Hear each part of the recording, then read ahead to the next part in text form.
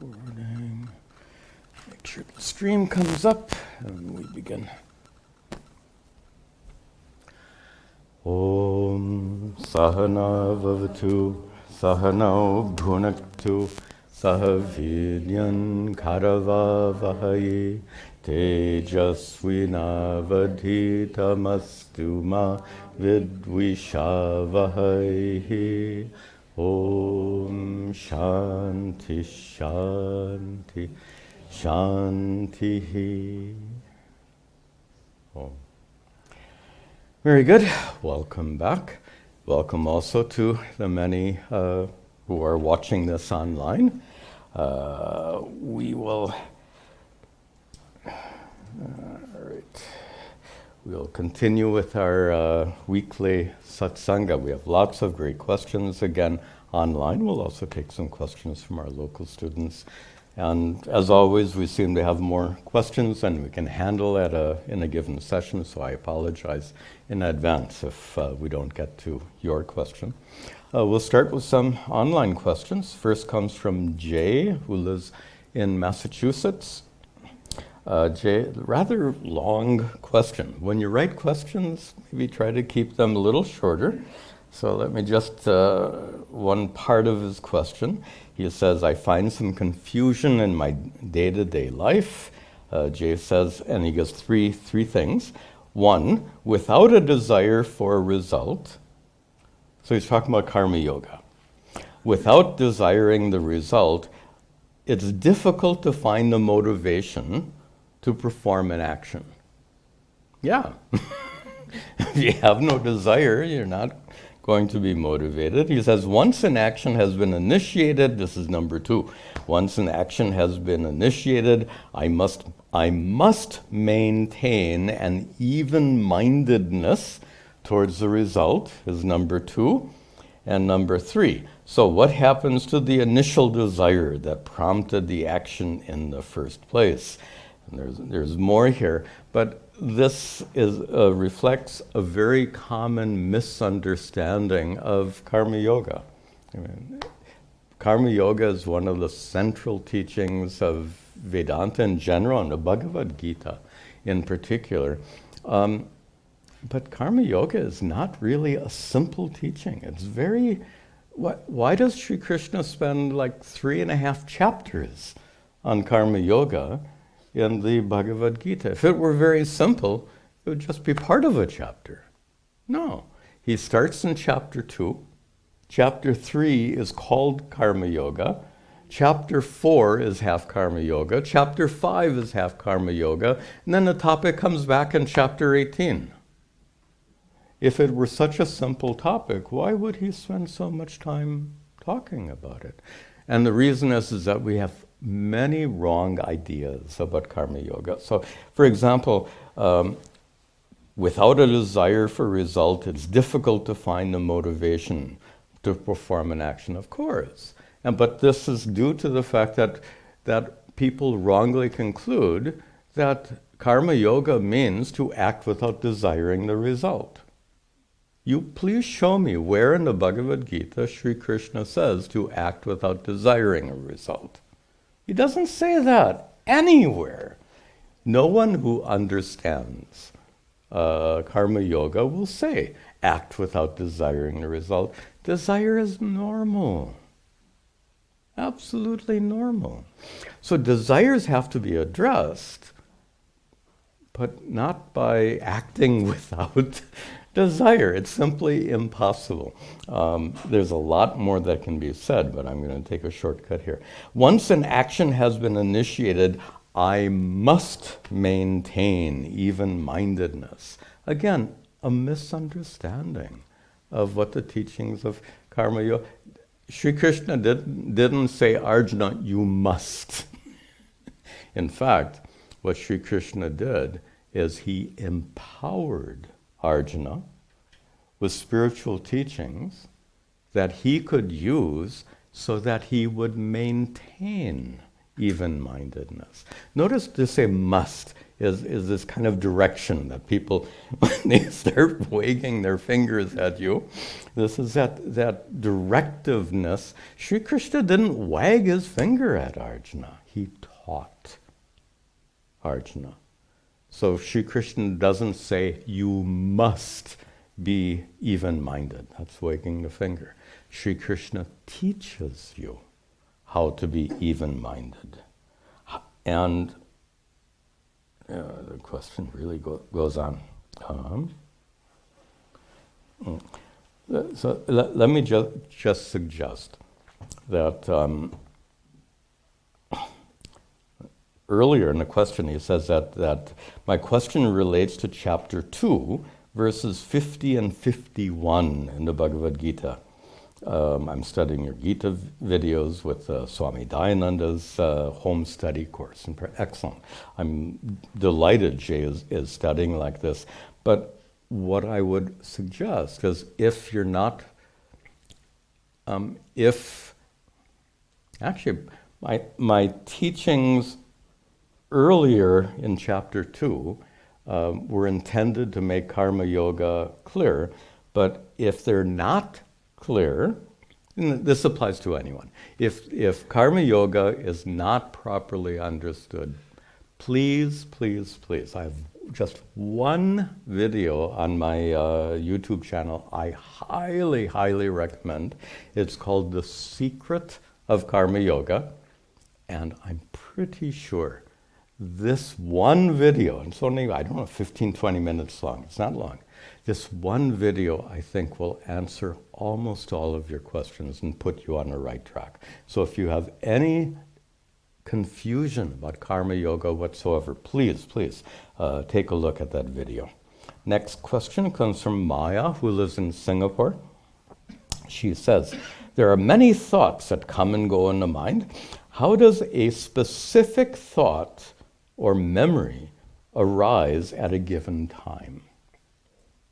Are thoughts predestined so that we go through some kind of prarabdha, karma?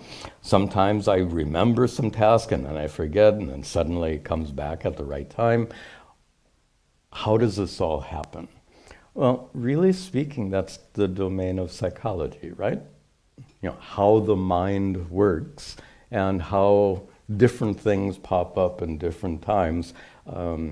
That this is really what psychologists study, and it's really not the proper study of Advaita Vedanta, except to say that we should understand how our minds work. And it's nice, Maya understands how her mind works. She says things pop up, and here's the point.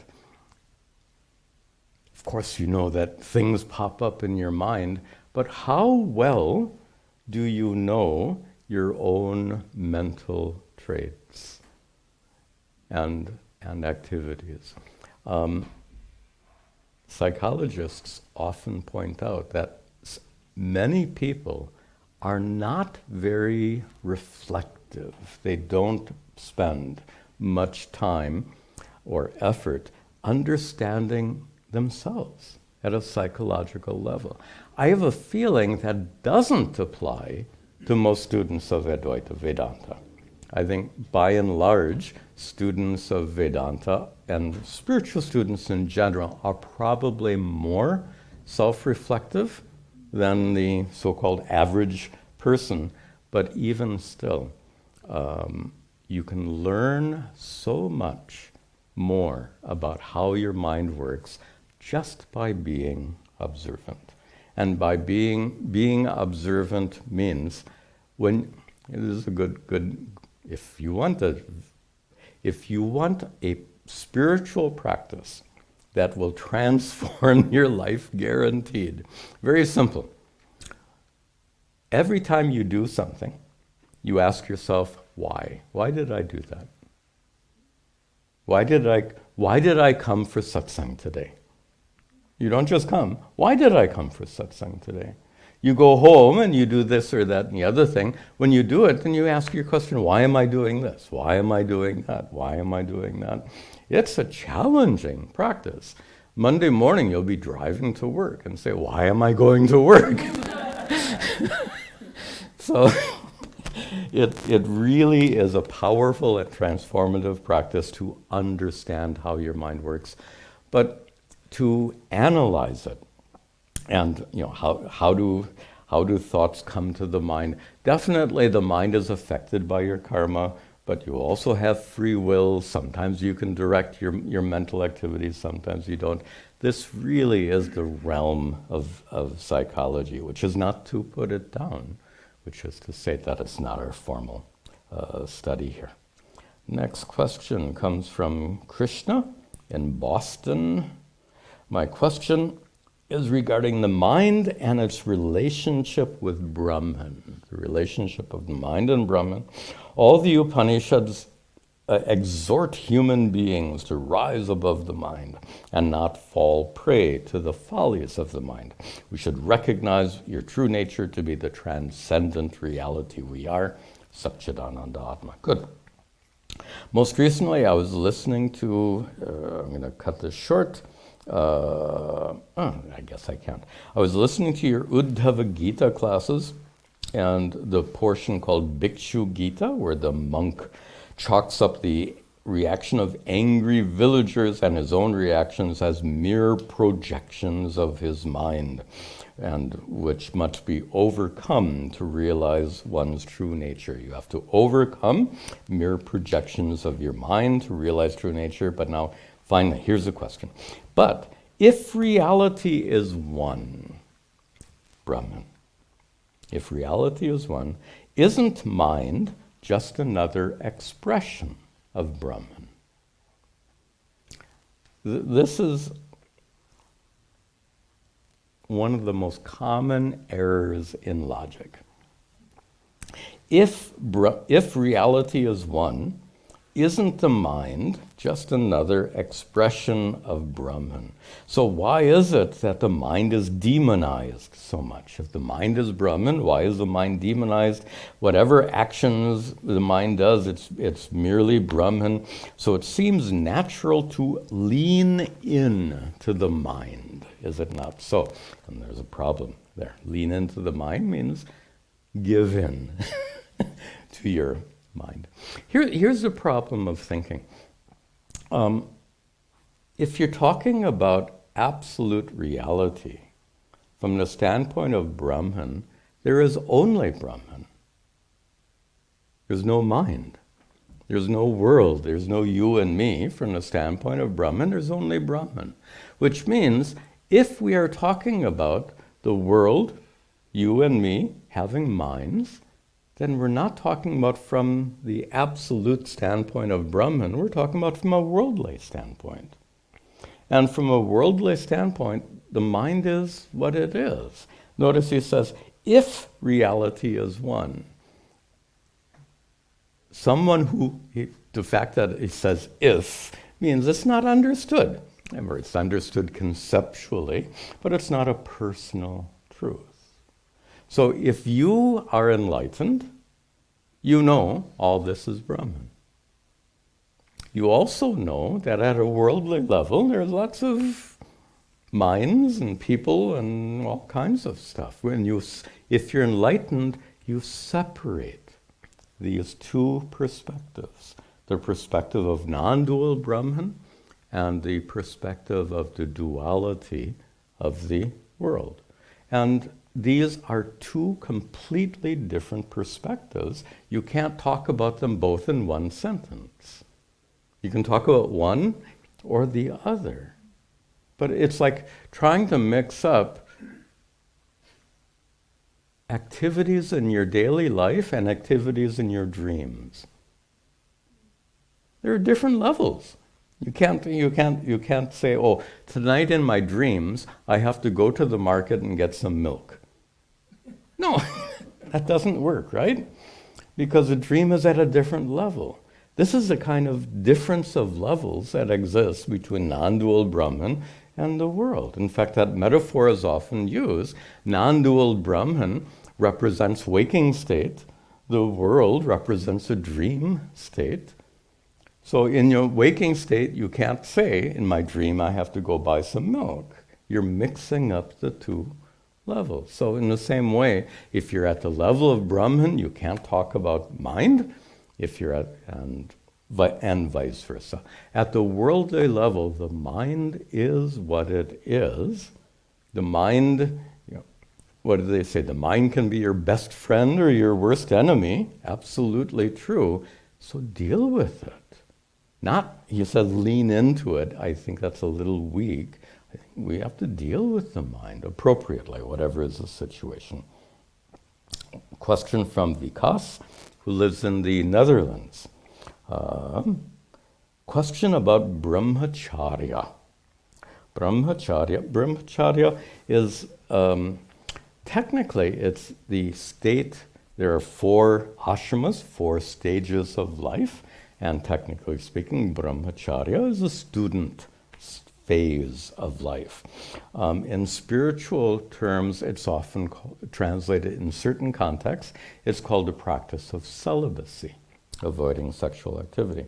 And he says, I heard you saying that celibacy is not mandatory for enlightenment. Yes, that is absolutely a fact. Otherwise, how do you explain Janaka and so many householders who are enlightened in the scriptures? Lots. So, and they have children. So obviously, it's easy to figure that out. Celibacy is not required for enlightenment. But on the other hand, some scriptures emphasize the importance of brahmacharya. True. The scriptures are not monolithic. Scriptures have different perspectives. Question is, what exactly is brahmacharya? And the answer is, it depends on the context. So if you're reading a text or a scripture on yoga and meditation, you might find more emphasis on brahmacharya. If you're reading a text on Advaita Vedanta, you're likely not even to encounter the word brahmacharya.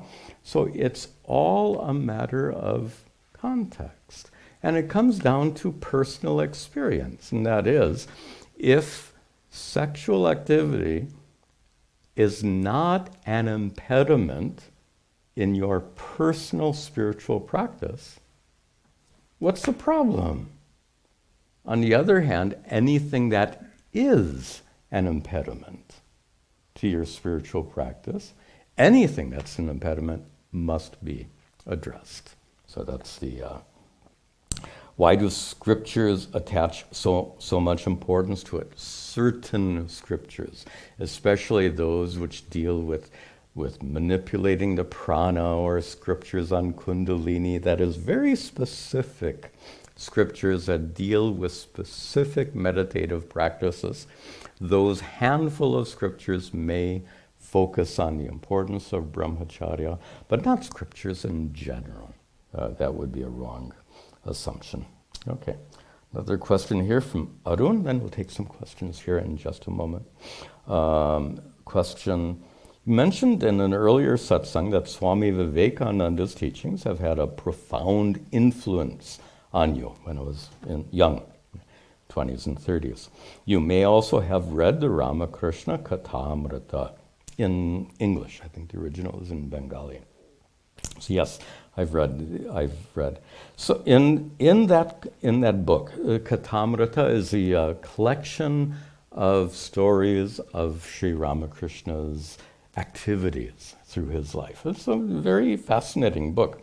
And Arun says, in that book on Sri Ramakrishna, in that book, Sri Ramakrishna makes a distinction between Ishvara kotis and jiva kotis.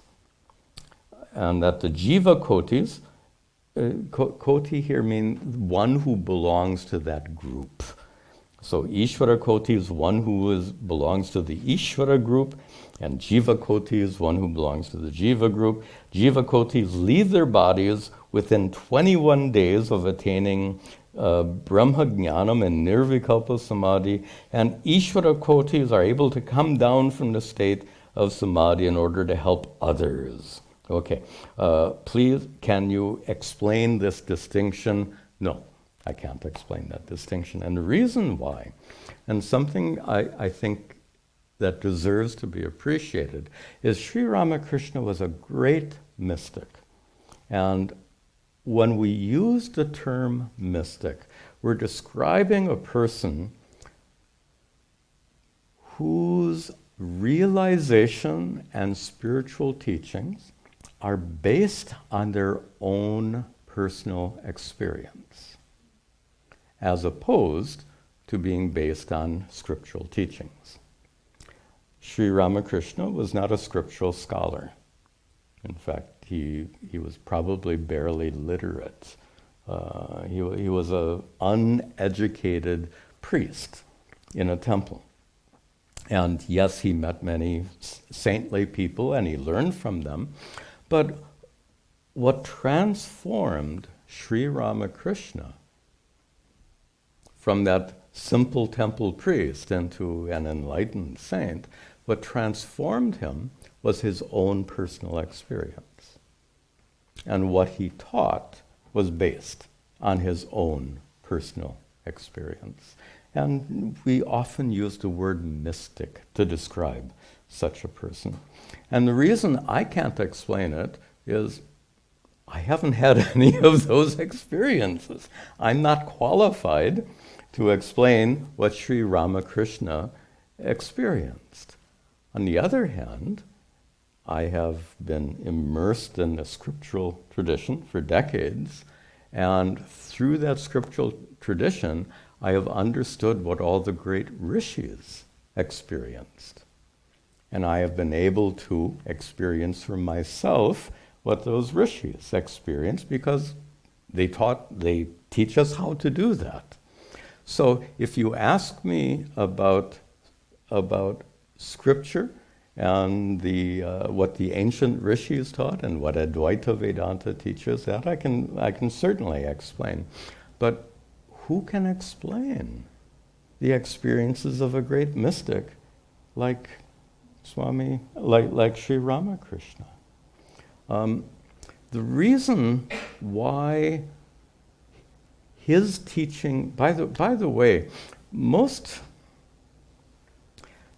and there's a distinction then. Let's just to make this a little bit more clear. Suppose we try to make a distinction between a mystic and a guru. This would be, I think, an important distinction to make right here. A mystic has these experiences and becomes transformed through their mystical experiences.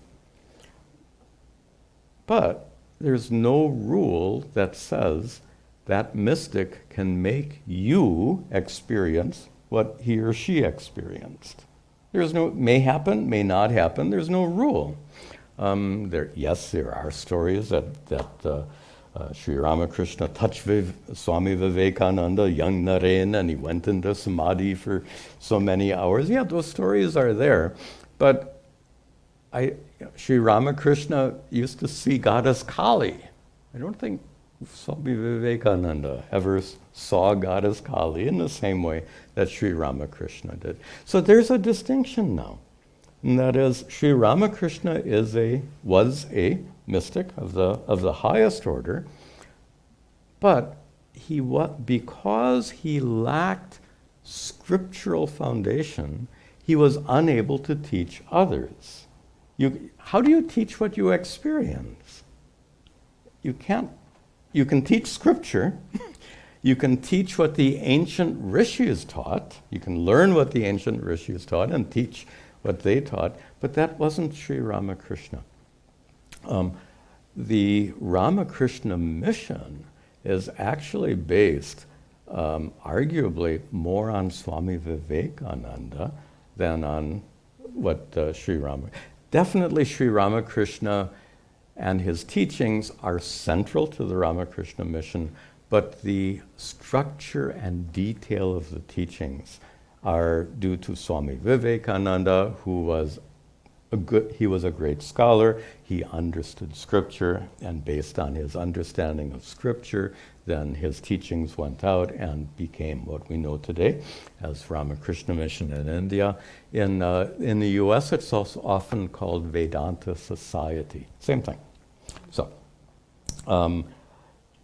basically, the short and long of it is the only person who can explain the experience of a mystic is the mystic himself or herself, okay, because it's completely personal and can't necessarily be transmitted to anyone else. Okay, do we have some questions here? Okay, just one question right here.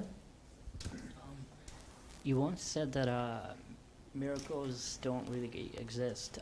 There's always a explanation, right? There's also randomness that happens. I didn't say there's always an explanation. Oh, I thought. Okay. Well, but there's also randomness too, right? Sure. And so then can we equate that to the miracles? I mean, that do. When we talk about something being a miracle,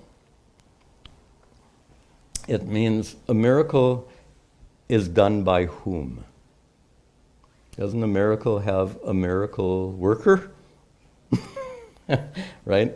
And this is where we have a problem. We meaning in Advaita Vedanta. You've heard me say that from the understanding of Advaita Vedanta, there's no such thing as divine miracles. Yes, I know our scriptures are full of stories like that. Absolutely. But the problem is not with the miracle, but with the miracle worker.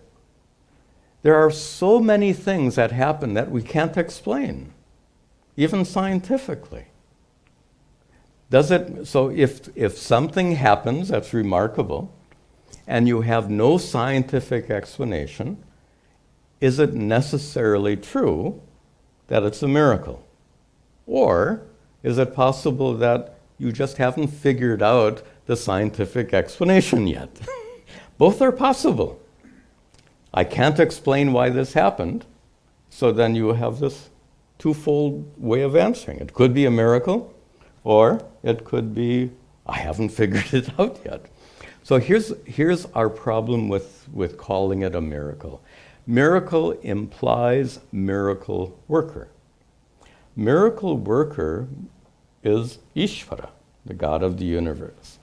And when we use the word miracle, we use it in a very specific way to refer to something which is outside of the normal laws of nature.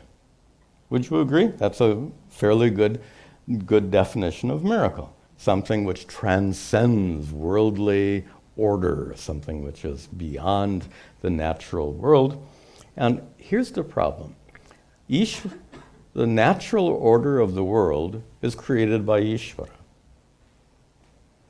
If Ishvara is going to do a miracle, there are lots of problems here. First of all, Ishvara is not like your uncle in Delhi who can make some special arrangements for you. That's problem one.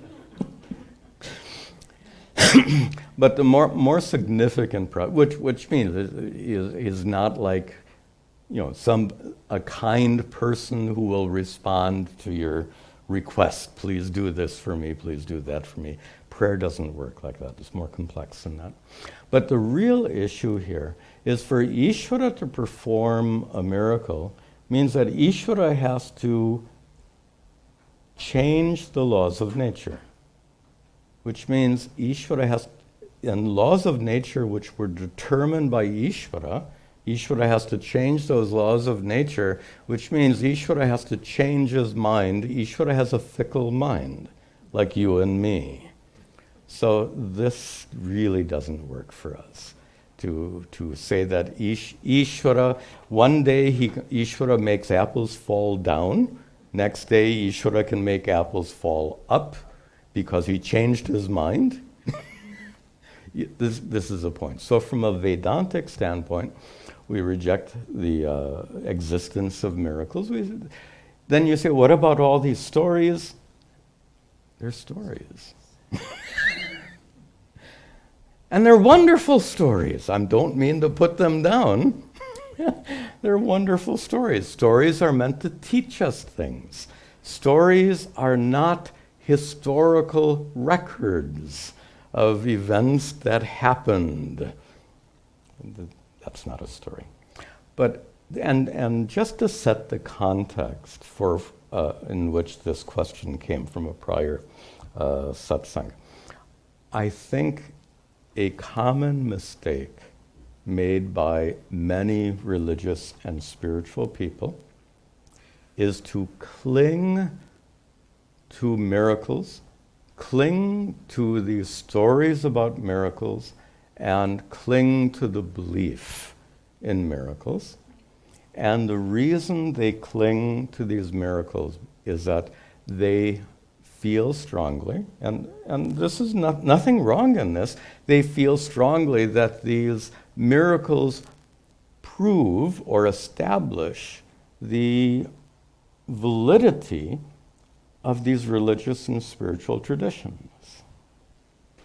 And I find that if they believe strongly that, because this miracle happened, that miracle happened, Prahlada prayed and this happened, and just so many of these stories, miracles happening to people. Here's the problem.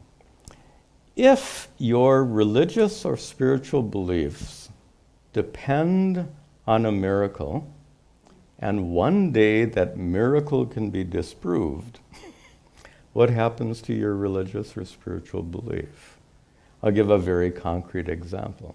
Christianity depends on a central miracle, and there are many miracles described in the Bible, but the central miracle is that after 3 days, Jesus returned from the dead. Jesus became alive again after 3 days. And those pious Christians who believe in that, they're blessed by it. I'm not putting it down. My point is, it's weak. And the reason I find that weak is if somebody could, I don't think it's possible, but if somebody somehow could prove that it was a story and there was no such thing as resurrection of Jesus, if someone could actually prove that, what would happen to Christianity? My point then is to base a religious or spiritual tradition on miracles is weak. I'm not saying wrong.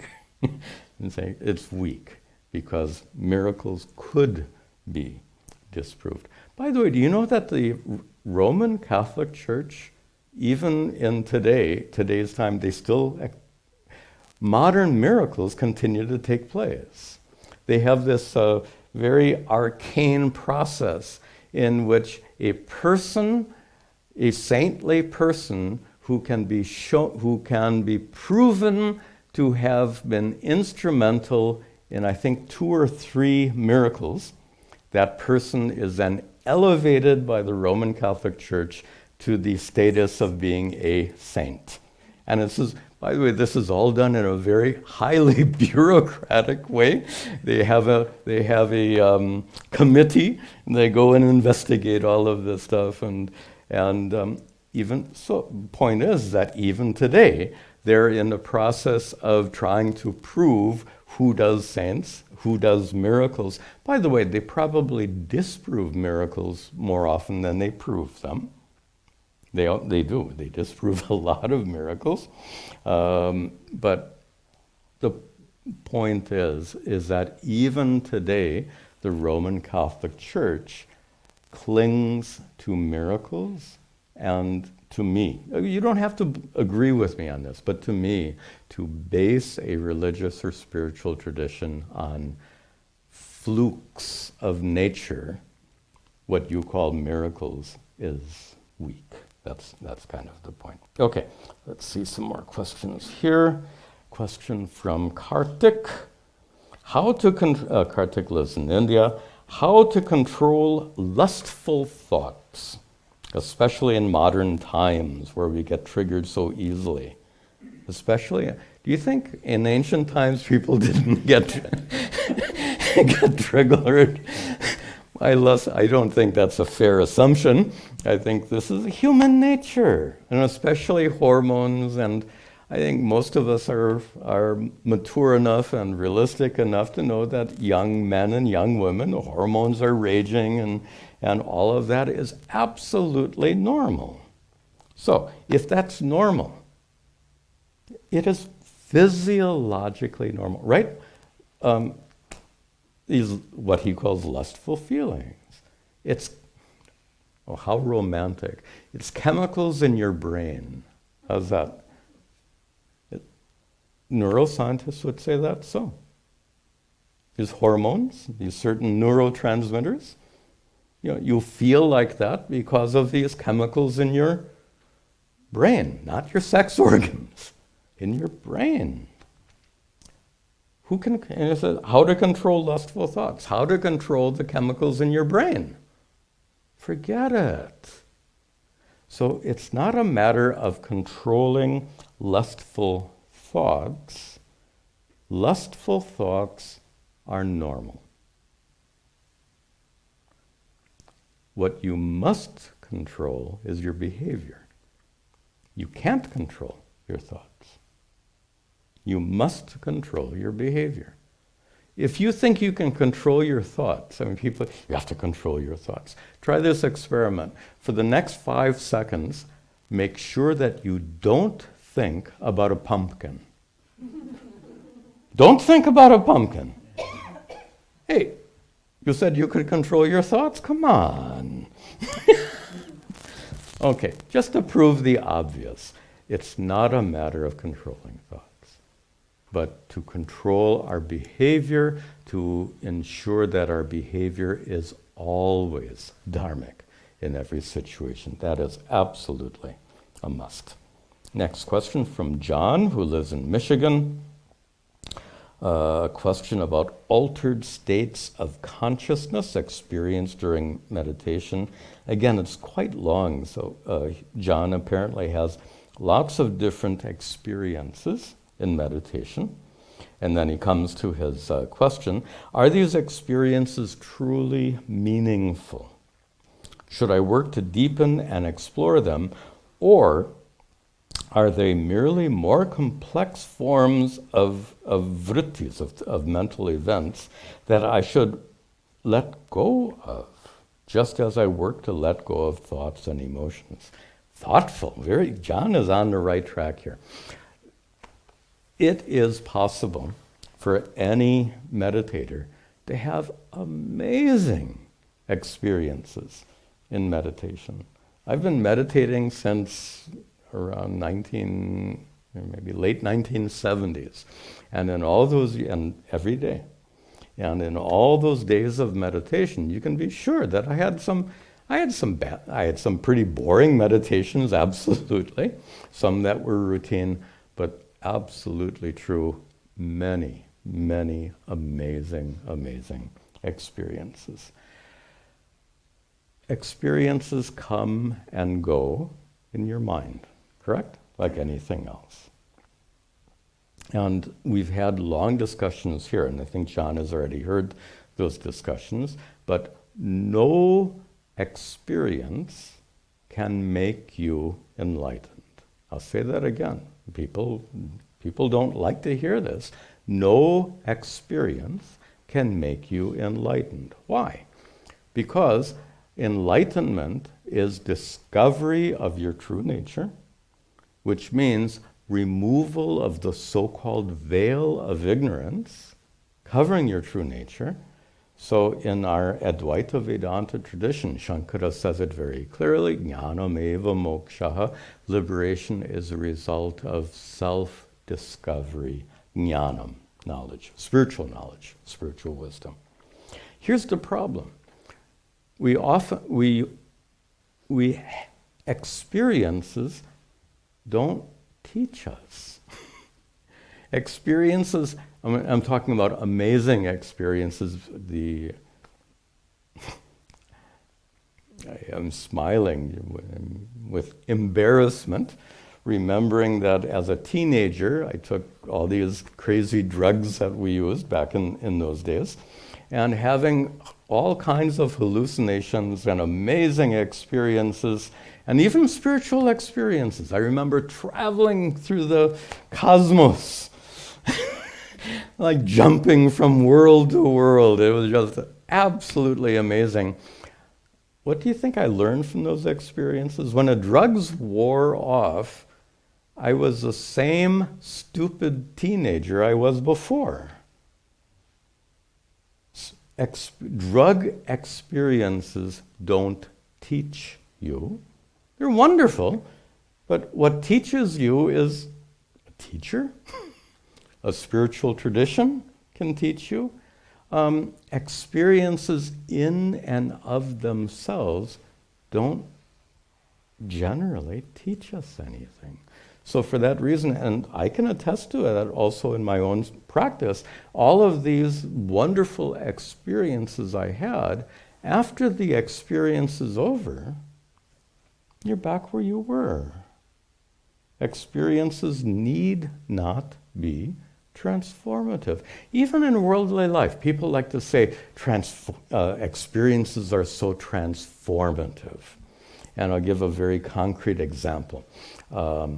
My father was a very difficult person. He's no more, and I still love and respect him, but he was difficult. Ask my mother. He was difficult. Ask my sister, ask me. I mean, we'll give you all kinds of stories. Anyway, midlife, he was diagnosed with cancer, and he underwent treatment, and fortunately he had a complete remission of that cancer. My mother tells a story that during and immediately after this cancer thing, he was a changed man. He was so nice. Previously, he was not so nice, but the cancer had somehow transformed him, and so that he was so much more gentle and understanding and empathetic and nice. But then she observed that whatever got changed back. Common story, right? Experiences seem to be transformative in life, but maybe temporarily so, because experiences all take place in our minds, and whatever happens in our mind is temporary, it's transient, and that would apply to all experience, including spiritual experiences, including transformative experiences. And I think John understands that from his question, and now, having talked about it in more detail, we can understand. I'm not saying these experiences are not valuable or helpful.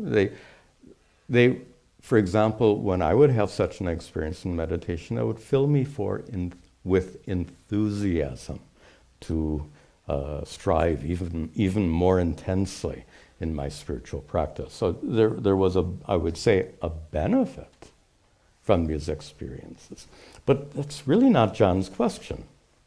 So John's question was, just return to it, he says, are these experiences truly meaningful?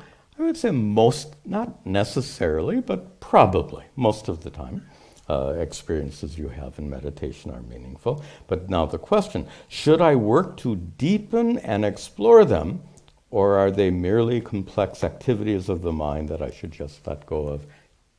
Just in asking that question, John demonstrates that he gets it.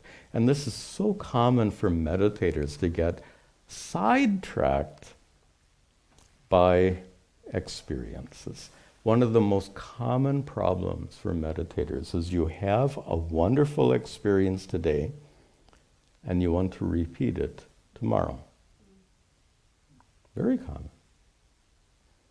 But if that is your goal, to repeat a meditative experience, your goal is a meditative experience, why do you want to repeat it? It was wonderful. Well, eating your favorite food is wonderful.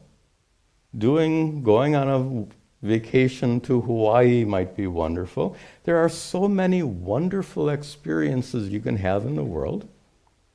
One variety of wonderful experiences is meditative experiences.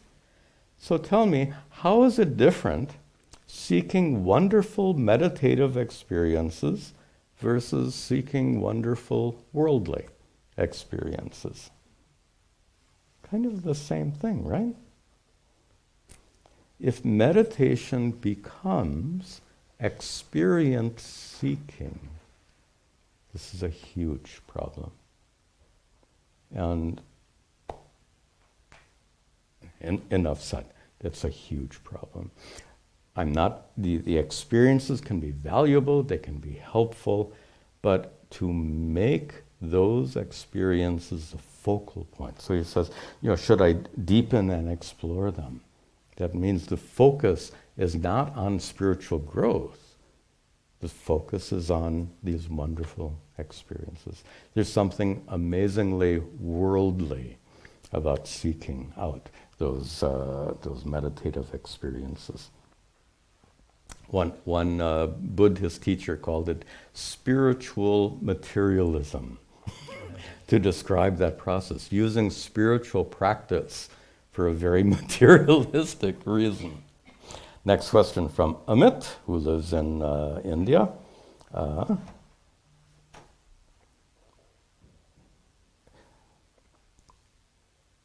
Let me paraphrase it, again, a little long. Is the process of creation and destruction, is it proper to refer to it as a play of God or God's Leela, to call it play or Leela? He goes on to give some examples in scriptures where it seems like a divine play that takes place for no apparent reason. Does Vedanta mention anything on why the universe is created and destroyed, or is this an unfathomable aspect? Is it something unimaginable? We have no clue why the universe gets created and destroyed, and therefore we say, I don't know, it's God's play. It's God's Leela. People use this expression, which is to say it cannot be explained through logic and reason or scripture. Well, actually, that's not true. We can explain why the universe gets created and destroyed, and it's explained perfectly through the doctrine of karma. Perfectly through the doctrine of karma. If you understand the doctrine of karma properly, you'll understand that just as people are born and get reborn, the universe, born due to karma, gets destroyed when karmas are exhausted, starts up again because not all the karmas got exhausted. So it requires a proper understanding of the doctrine of karma. I think on my YouTube channel, there's lots of videos on karma if you don't completely understand that. Next, this question comes from Paul. You have stated that we need to learn which meditation techniques work best for us. Really important. There's no one meditation technique that's right for everyone. We are all so completely different. Meditation techniques that work well for one person may or may not work well for you. So it's up to you to discover what meditation techniques work best for you. Paul understands this. And so he asks, could you give me your opinion of yoga nidra as a meditation technique, since I find it very helpful to achieve mental quietude? Excellent. So Paul has tried different meditation techniques. He practices yoga nidra, which is a wonderful practice, and he finds that it works.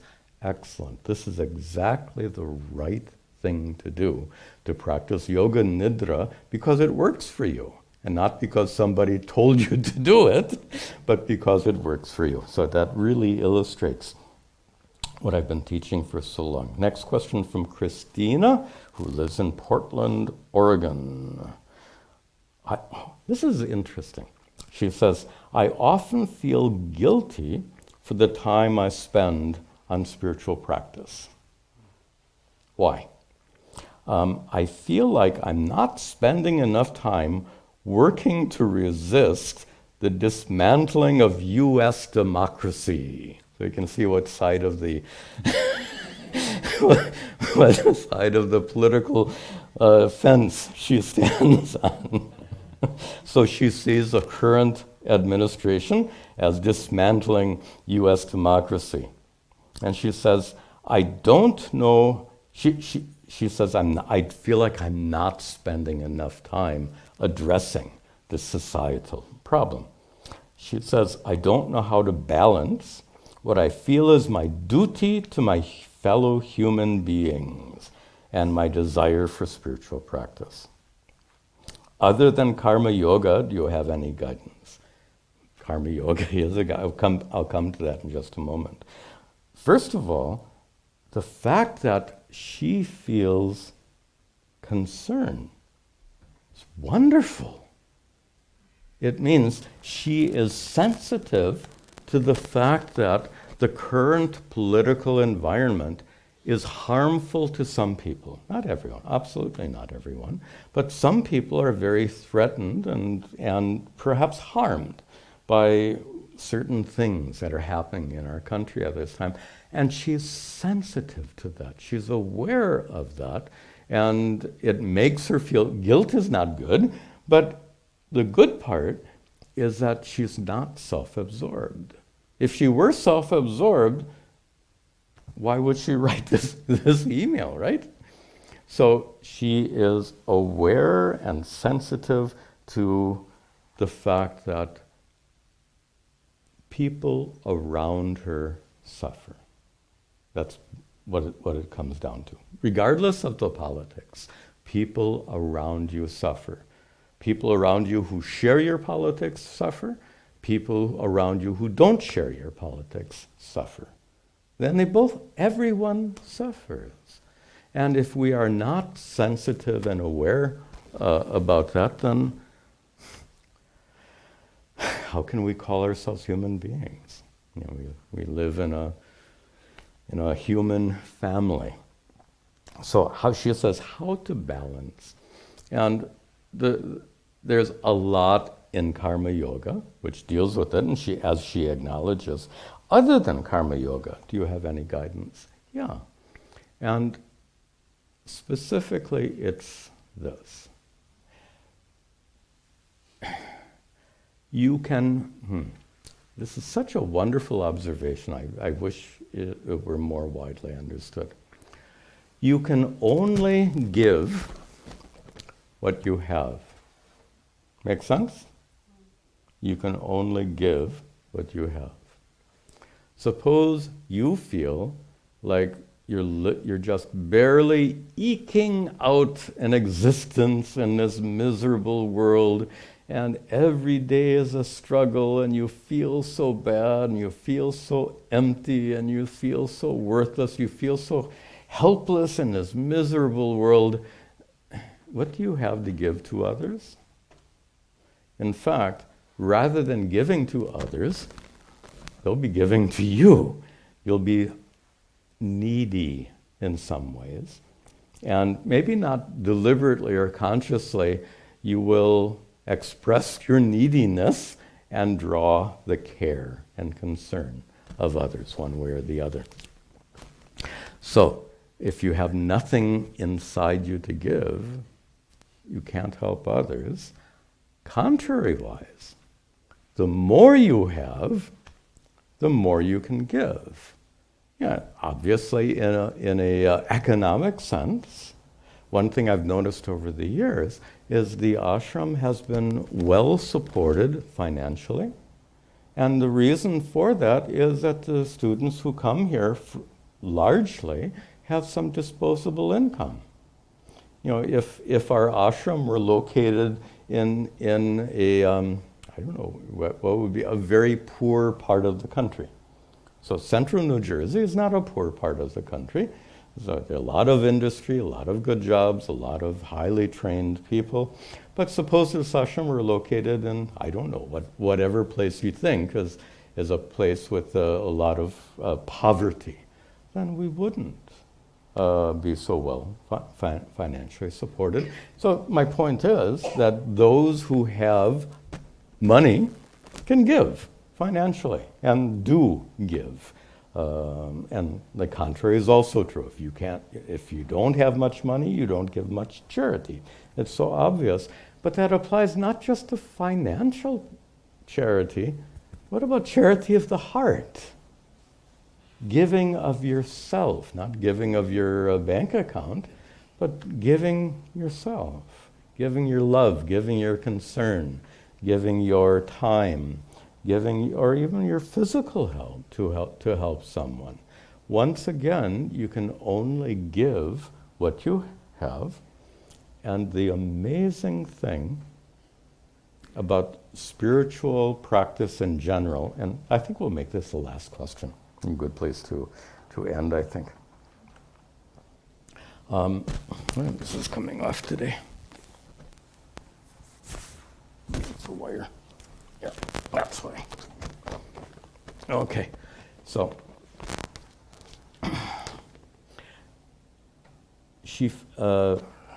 Christina feels guilty about devoting time to spiritual practice. Other than karma yoga, do you have any guidance? So here's the specific guidance, and that is spiritual practice in general, and Advaita Vedanta in particular, leads you to more and more clearly appreciate your true nature as Satchidananda Atma, as that so-called inner divinity, to the extent that you have yet to discover your true nature, that inner divinity. To that extent, you feel like just a weak, normal, ordinary human being. But to the extent you have discovered that inner divinity, to the extent you have discovered a kind of inner fullness. That word Satchidananda, that Ananda, doesn't mean an experience of bliss, but inner fullness. Inner fullness means so often when we give, we feel depleted by the amount we give. Let me explain. So if you write out a check for $100 and give it to some charity, you know very well you are now $100 poorer. So of course, if you have enough money, that $100 doesn't make any difference. But if you only had $300 in your bank account and you give out $100, you've given away a third of your wealth.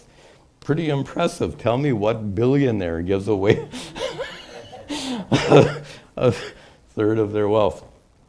But here the point is that, what do they call it in economics? A zero-sum game. If you think that what you have to give is finite, that means the more you give, the less you have. By the way, isn't that normal human thinking? I'd like to help you, but I don't have enough time. Have you said that before? You probably haven't said it. You've probably thought it. You won't say that probably. I'd like to help. I don't have enough time. I don't have this. I don't have that. Because you look at yourself and your situation as being a finite quantity. When you to the extent you discover your true nature, you end up discovering a vast reservoir within you, a vast reservoir of love and kindness and compassion that's inexhaustible. And I can only give my own guru as an example. He gave to others incessantly. Let me be more specific. In the morning, somebody would bring him tea. And that tea time was a good chance for the person to ask him all the questions, usually personal questions, and all what's happening in my life, and please help me with this. So his first appointment, if you call it that, is morning tea. And then later he'd meet more people, then he'd go out and teach, then he'd meet more people, then he'd go and teach, then he'd meet more people and teach, meet more people. Maybe after lunch, maybe a 1 hour nap at some point. Of course, after the nap, there's more tea.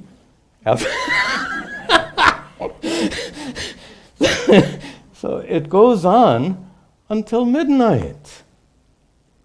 I get exhausted just thinking about what he did.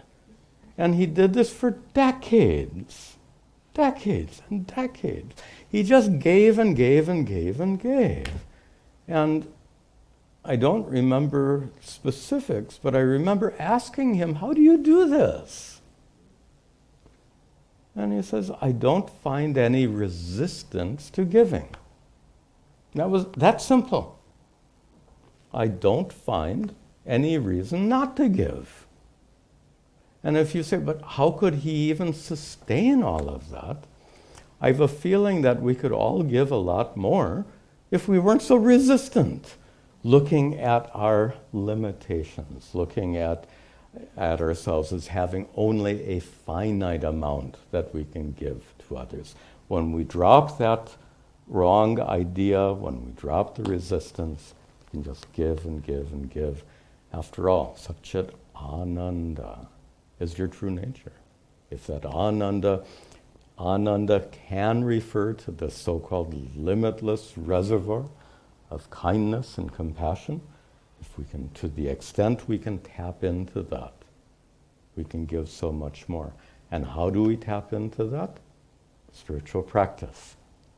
And this is the answer for Christina, and that is her spiritual practice going on in parallel with her concern for others.